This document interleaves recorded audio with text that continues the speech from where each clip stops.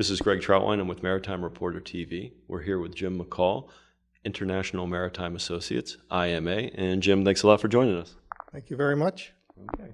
Well, Jim, I know you well, but for our viewers/readers that don't know your experience, can you give me a brief overview, a brief biography of your career?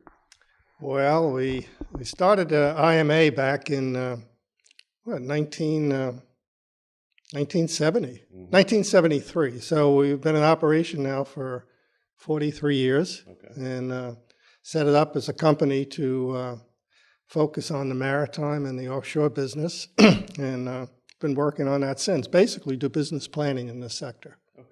So, So, Jim, again, we could probably sit here and talk for hours, but in the name of brevity, the thing I'd like to touch on first is the energy markets.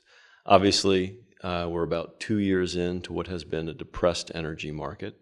There's signs recently, we're in mid-December 2016, so there's signs recently that the energy markets are coming back. When you look at the energy market today, what do you see?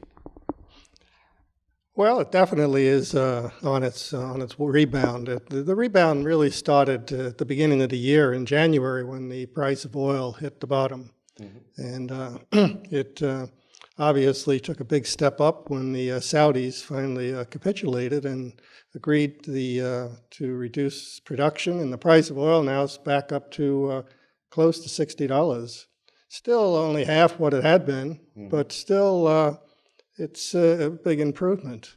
So from the viewpoint of looking at the future, the energy business is actually quite good. Okay.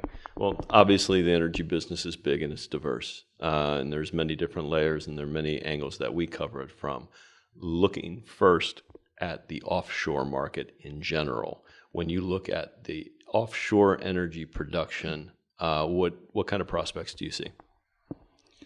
Well, I think you first have to start by saying that in terms of floating production, this business has really been hit terribly over the last 2 years.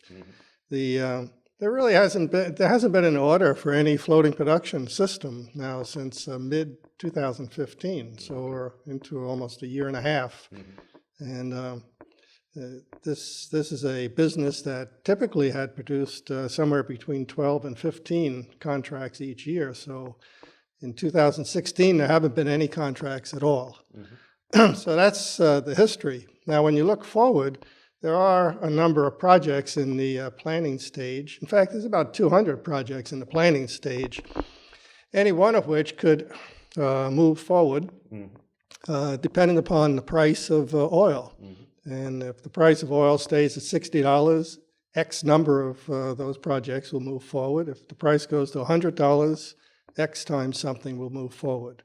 And but we're looking at over the next year, maybe 4, 5 projects actually moving to the stage of contracts.